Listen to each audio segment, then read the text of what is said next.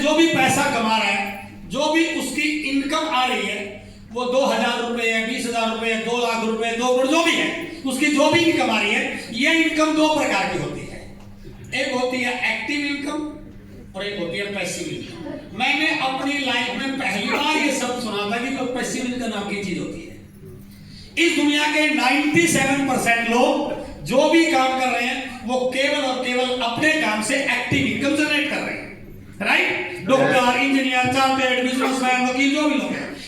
Active income का मतलब है एक व्यक्ति जब तक काम करे पैसा आए, जिस दिन काम करना बंद पैसा आना, इस दुनिया में ना रहे तो भी पैसा आने वाला।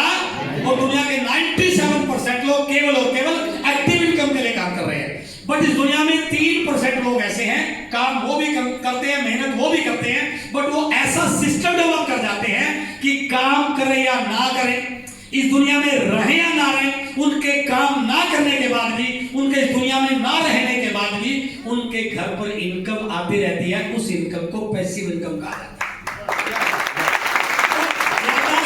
क्लियर तो नहीं हुआ, बट कुछ लगा कि ऐसे भी कोई लोग होते हैं।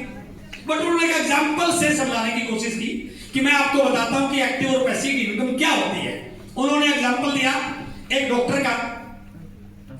आपके शहर का एक बहुत बड़ा डॉक्टर, बहुत काबिल डॉक्टर, दूर दूर से लोग अपना ट्रीटमेंट कराने के लिए डॉक्टर के पास आते, बहुत बड़ी डिग्री, बहुत बड़ा नाम, बहुत बड़ा हॉस्पिटल। एक दिन ये डॉक्टर किसी मरीज का ऑपरेशन करने के बाद अपने घर जाने की तैयारी में क्लिनिक से बाहर निकलता है।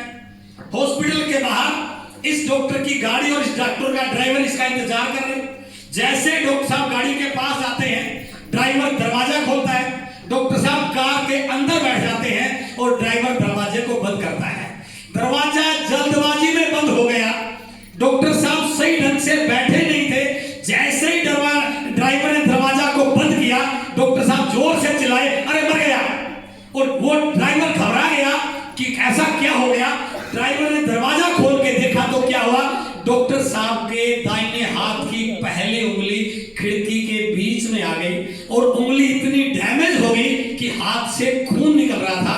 वो ड्राइवर डर गया, उसने तुरंत डॉक्टर साहब को वापस उतारा और उसी क्लिनिक में, उसी ऑपरेशन थिएटर में अंदर ले गया जहां से डॉक्टर किसी मरीज का ऑपरेशन करके आए थे। जैसे ही खून नीचे गिरता हुआ जा रहा था, भागे भागे कई सारे डॉक्टर आए और जैसे ही उस डॉक्टर को अंदर लेके गए, उन डॉक्टरों ने बाद में उनके हाथ को देखकर फैसला किया कि अब हाथ की स्थिति खराब है, इस उंगली का इंफेक्शन हाथ पर ना जाए, इसलिए तुरंत इस उंगली को ऑपरेशन करके काटना पड़ेगा।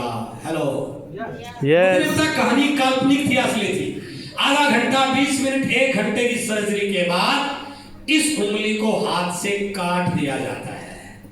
डॉक्टर भी वही, डिग्री भी वही, हुनर भी वही, बट अब वो डॉक्टर ऑपरेशन नहीं कर सकता। हेलो, जो डॉक्टर चंद मिनट पहले लाखों रुपए कमा रहा था, एक छोटी सी दुर्घटना ने उसको जीरो पे लाके खड़ा कर दिया, क्योंकि वो डॉक्टर केवल और केवल एक्टिव इनकम कर रहा था।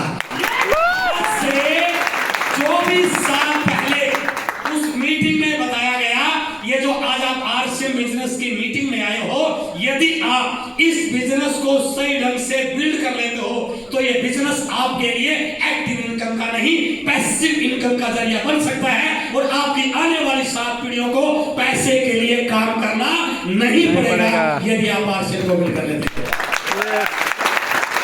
जैसे ये बात बताई, ये अंदर गई कि पैसा तो मैं भी कमा रहा हूं, लेकिन वो इनकम एक्टिव इनकम है। मेरे पास पैसिव इनकम का कोई सोर्स नहीं है। और ये पैसिव इनकम का सोर्स बन सकता है, तो मैंने वहीं बैठे बैठे डिसीजन लिया कि मुझे आरसीएम करना चाहिए। I will do RCM business. RCM करना चाहिए तो मेरे मन में एक सवाल आया कि 14 घंटे रोज काम करता हूँ, 6 घंटे की ड्यूटी है, 2 घंटे ड्यूटी पर आने जाने में लगते हैं, 6 घंटे कोचिंग सेंटर में लगते हैं, 14 घंटे काम करके आरसीएम कैसे करूंगा? वहीं पर बैठे बैठे डिसीजन लिया कि जो 6 घंटे में कोचिंग सेंटर में लगाता हूँ, यदि मैं इस कोचिंग सेंटर को बंद कर दूं तो ये 6 घंटे आरसीएम को बिल्ड करने में लगाए जा सकते हैं।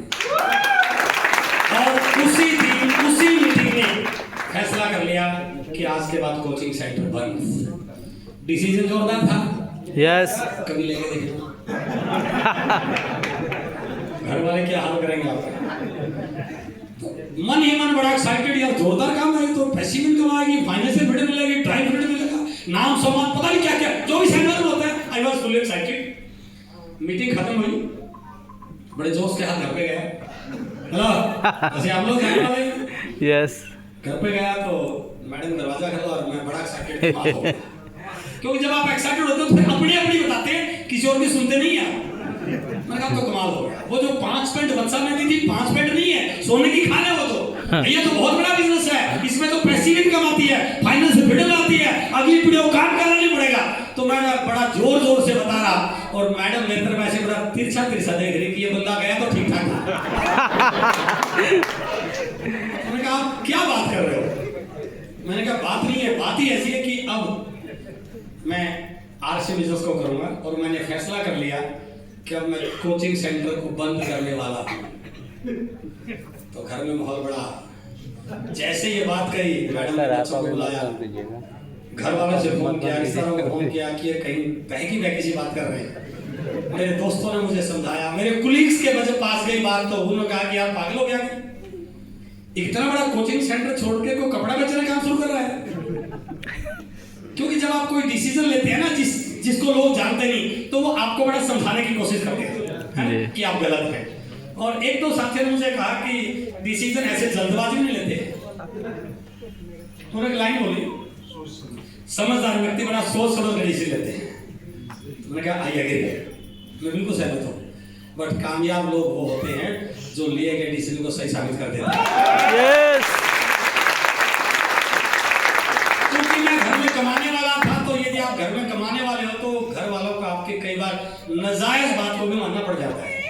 तो मैंने कहा करना तो आरसी है, अब आप जो मर्जी कीजिए। तो बहस करने की बजाय घर वाला लगा कि ये मानने वाले तो नहीं है, तो उन्होंने कहा कि एक शर्त पर हम आपको आरसी कर देंगे। मुझे सारी शर्तें मंजूर है क्योंकि मैं कंसेप्ट में जा चुका था, उनको पता नहीं था। उन्होंने कहा हम आपको केवल 6 महीने का वक्त देते हैं, आप 6 महीने करके देखिए, 6 महीने के बाद डिसाइड करेंगे कि आरक्षण करना चाहिए नहीं करना चाहिए। मैंने कहा ओके। उनको था इस बात का वहम कि 6 महीने में जो ये भूत सवार हो रहा है ठंडा हो जाएगा। 6 महीने का लॉस सही, हर महीने जो कोचिंग सेंटर की इनकम आती है 6 से गुना कर लेंगे, फिर शुरू कर लेंगे। और मैं इस बात में था कि 6 महीने मुझे कुछ ऐसा करके दिखाना है कि सारे घर वाले मुझे आपको आरक्षण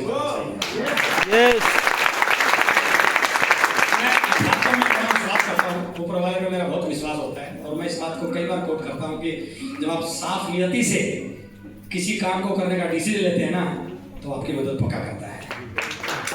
मैंने धीरे धीरे कोचिंग सेंटर के बैचों को बंद करना शुरू किया और आरसीएम को पढ़ना शुरू किया। अच्छे ढंग से प्लान को देखा। मेरे पास 6 महीने का वक्त था कि 6 महीने तक यदि मुझे अपने आप को कुछ साबित नहीं करा तो मुझे दोबारा कोचिंग सेंटर ओपन करना पड़ेगा। मैं 2 चीजें आपके साथ शेयर करना चाहता हूं कि मैंने इस सक्सेस में किन चीजों में ज्यादा फोकस किया। पहला तो मैंने इस चीज पर फोकस किया कि जो लोग मेरे साथ ज्वाइन कर रहे थे, यदि सारा काम नहीं करता जाऊंगा तो शायद मेरा बिजनेस बड़ा नहीं हो पाएगा। तो मैंने उन लोगों को जो इस बिजनेस को लेकर गंभीर थे, ज्वाइन तो बहुत लोग कर लेते हैं, बट जो इस सिस्टम को लेकर, इस बिजनेस को लेकर, अपने ड्रीम्स को लेकर, करियर को लेकर जो थोड़े से उत्सुक थे, सीरियस थे, मैंने उनको इंडिपेंडेंट काम करने के लिए तैयार किया। सर आप भी जाके खुद प्लान दिखाइए, खुद लोगों से मिलिए, लिस्ट बनाइए। तो वो इंडिपेंडेंट लीडर बनाने पे मैंने काम किया। मेरे साथ साथ कई और लोग फील्ड में जाके काम करना शुरू किए, तो मेरा काम मल्टीप्लाई होना। दूसरा मैंने इस चीज का फोकस किया क्योंकि मैंने पार्ट टाइम किया था, नौकरी करता था मैं, और मेरा सब्जेक्ट मैथ था, जहाँ पर बहुत इंटेलिजेंट और बहुत सिंसियर बच्चे आते हैं मैथ पढ़ने के लिए। तो दूसरा मैंने काम किया, लगभग 1.5, 2, 3 महीने के बाद मैंने अपनी टीम से इस चीज को जानने की कोशिश की कि आप में से कितने लोगों ने मेरे शहर से बाहर की ज्वाइनिंग कराई है। तो किसी ने कहा मेरे मामा जी को मैंने वहां ज्वाइन करा दिया, किसी ने कहा मेरे दोस्त को वहां ज्वाइन करा दिया, किसी ने कहा मेरे अंकल को वहां ज्वाइन करा दिया। तो जिन लोगों ने भी out of town, out of city business को ज्वाइन करा था, मैंने उन तमाम लोगों की लिस्ट ली और मैंने अपना शेड्यूल में इस चीज को रखा कि मैं मंडे टू फ्राइडे लोकल काम करता था, जहां मैं बाइक पे जाके लोगों के से मिलके वापस आ जाता था। लगभग 4 बजे के आसपास मैं निकलता था और 11 बजे से पहले मैं कभी घर नहीं आता था।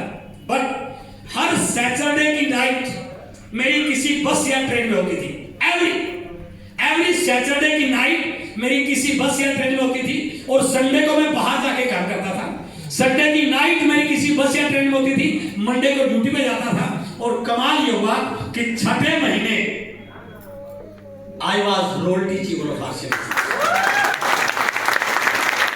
और इन 6 महीनों में कई सारे लीडर मेरे साथ तैयार हो चुके थे।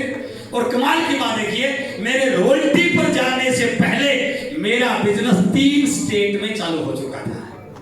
लोग क्या करते हैं, घर से बाहर निकलते नहीं है सर। 10 साल पहले भी सिवान में, आज भी सिवान में, 10 साल बाद भी सिवान में।